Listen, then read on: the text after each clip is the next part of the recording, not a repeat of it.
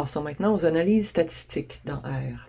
On retrouve, comme pour tout le reste, une multitude de modules qui sont dédiés aux différents tests et méthodes d'analyse comme stats, mass, factor-minor pour l'analyse factorielle, correspondance, les fonctions PLM, GLM pour les différents types de régression, etc. La même méthode peut donc se retrouver avec des variantes relativement importantes dans différents modules. Les exemples qui vous sont présentés ci-dessous proviennent principalement du module Stats, le module par défaut, où on retrouve d'emblée de nombreuses fonctions pour faire différents types d'analyse. Il y a quelques fonctions qui sont aussi tirées de 3 modules supplémentaires, soit Questionnaire, Car et FX, installés ici, ainsi que notre base de données, copiée dans notre objet BD. Les exemples qui vous sont présentés ici le sont à des fins de démonstration seulement et on n'ira pas dans les détails. Le but n'est évidemment pas ici de faire de l'analyse quantitative en bonne et due forme. Mon objectif, c'est plutôt de vous expliquer comment on crée un modèle d'analyse et comment on accède à ces différents éléments d'information, c'est-à-dire ces résultats. Et donc, l'essentiel, c'est de comprendre le fonctionnement de la notation formule et la création, la manipulation d'un objet modèle. La notation formule. C'est simplement une façon spécifique de passer des variables à une fonction, en utilisant le caractère tilde, qu'on voit ici. Et donc, l'intérêt de la notation formule, c'est qu'elle va fixer, attribuer d'emblée une fonction à un rôle particulier à des variables. Comme on voit ici, on met le nom de notre fonction, notre variable dépendante, le caractère tilde et notre ou nos variables indépendantes. Ça peut donc s'interpréter comme en fonction de notre variable dépendante, en fonction de notre ou nos prédicteurs. Ceci dit, toutes les fonctions n'acceptent pas la notation formule, mais c'est généralement le format qui est utilisé pour la plupart des modèles d'analyse. C'est aussi utilisé pour les graphiques. La façon de procéder est donc la suivante. On va stocker l'analyse dans un objet qu'on va nommer, comme on fait toujours. Et donc, les résultats vont être inclus dans notre objet. Selon le type d'analyse, les résultats vont inclure différents types d'éléments d'information. Et on peut accéder à ces éléments d'information-là de différentes façons. On peut, par exemple, passer notre objet à différentes fonctions génériques, dans le type de test, par exemple. On peut faire une régression linéaire. La fonction, c'est LM. Entre parenthèses, on va mettre notre variable dépendante, le tilde, notre variable indépendante, virgule, le nom de notre base de données, ou les variables. Pour voir un résumé des résultats, on va simplement taper son nom. Pour voir l'ensemble des résultats détaillés, on va passer notre objet à la fonction générique summary. Pour voir individuellement différentes informations, comme par exemple les coefficients, on va utiliser la fonction coef. Pour les résidus, la fonction residuals, etc. On peut aussi voir, visualiser les effets de notre modèle en utilisant la fonction graphique générique plot, entre autres. Ce qu'on peut faire aussi, c'est d'utiliser la fonction names, qu'on avait déjà vue, et en sélectionnant individuellement le nom d'éléments d'information qui nous intéressent. Alors, on procède de la même façon, on fait notre régression. On utilise la fonction names qui va nous lister l'ensemble des éléments d'information qui se trouvent dans notre objet modèle. Et par la suite, on va mettre le nom de notre objet. On va appeler l'élément d'information qui nous intéresse avec son nom en utilisant l'opérateur $.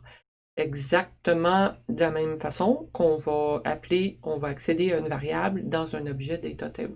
C'est la même chose, c'est juste pas le même type d'objet.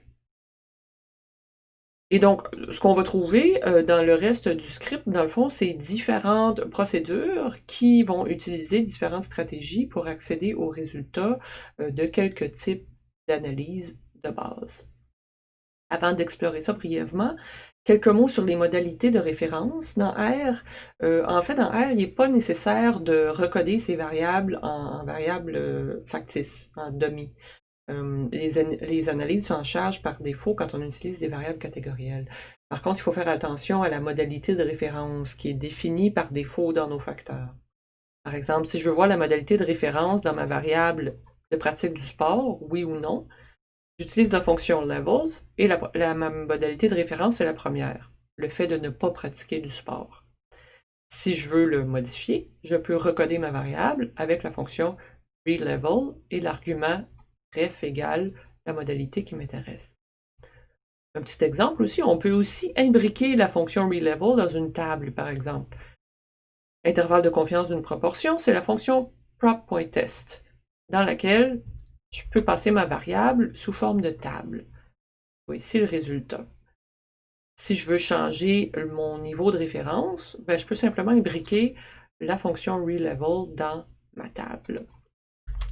En passant, cette instruction-là ici, c'est pour faire en sorte que ce ne soit pas la notation scientifique qui est présentée dans vos résultats. Ce n'est pas nécessairement évident à comprendre.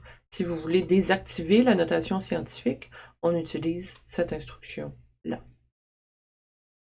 On peut aussi, on voit ici l'intervalle de confiance, c'est fixé à 0.95 par défaut. Si on voulait changer l'intervalle de confiance, on peut utiliser un argument conf_level, comme dans ce cas-ci.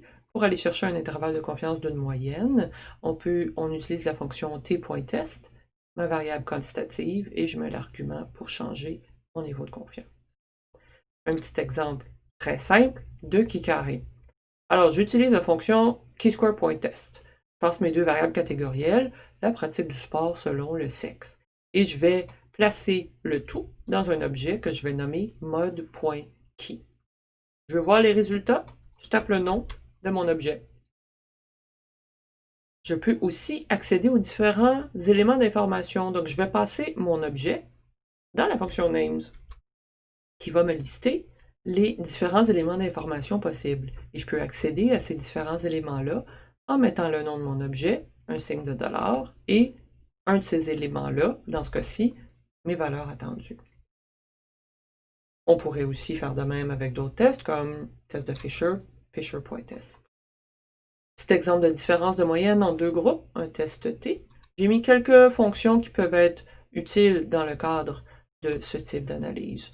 On pourrait explorer les statistiques descriptives selon mes groupes, ma variable quantitative selon la pratique du sport, oui ou non, avec ma fonction by qu'on avait déjà vue dans les statistiques descriptives pour voir un résumé quantitatif et faire une comparaison de variance aussi. On pourrait même faire un test de normalité des distributions, un test de Shapiro, en changeant la fonction dans l'argument on. On peut faire test d'égalité des variances avec la fonction var.test, la notation formule, âge en fonction du sport. On peut faire un test de Levin qui provient du module CAR, qui accepte la fonction formule ou le format régulier. Il y a des fonctions qui vont accepter les deux.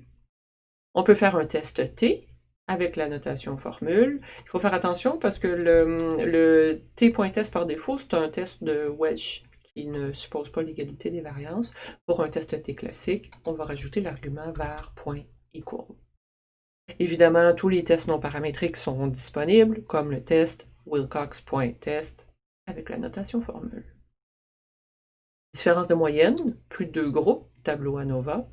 Donc, encore quelques fonctions pertinentes. En fait, il y a deux façons de faire une analyse de variance. On peut faire les statistiques descriptives pour comparer les moyennes avec tapply, fonction qu'on avait aussi déjà vue.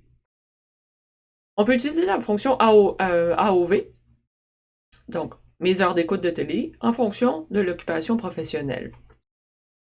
Je vais stocker ça dans un objet. Pour voir un résumé de mon modèle, je tape le nom de mon objet. Pour voir une information plus détaillée, je vais passer mon objet à la fonction summary. On peut aussi, pour l'analyse de variance, utiliser la fonction LM, qui est en fait la fonction de régression linéaire pour avoir plus d'informations, les contrastes entre les différents groupes. Encore mes mêmes variables, le nombre d'heures de télé selon l'occupation, que je stocke dans un modèle et je peux procéder de la même façon en passant à summary, etc. selon les besoins et le type d'information. Corrélation, c'est bien simple, la fonction core, en parenthèse, mes différentes variables. Je peux spécifier l'argument usePairwise pour s'assurer que les paires d'observation sont complètes. Aussi la fonction core.test. On voit qu'on peut aussi utiliser la notation formule, mais dans ce cas-là, on va tout mettre après le tilde, puisqu'il n'y a pas de relation causale, il n'y a pas de variable dépendante et indépendante. Donc tout va après le tilde. Finalement, régression linéaire et régression logistique selon vos besoins.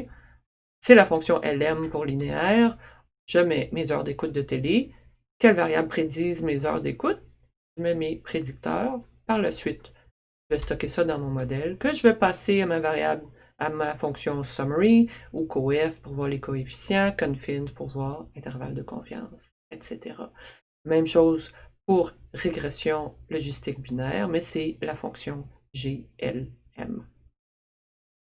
Finalement, on se laisse sur une petite fonction du module fx qu'on utilise conjointement avec la fonction générique plot pour visualiser l'effet, dans ce cas-ci, de résultat de notre ANOVA. On peut le faire individuellement ou on peut le faire en sélectionnant différentes variables si on le souhaite. C'est un petit aperçu de la visualisation et c'est ce qu'on va explorer dans la prochaine capsule avec une petite introduction au graphique en R.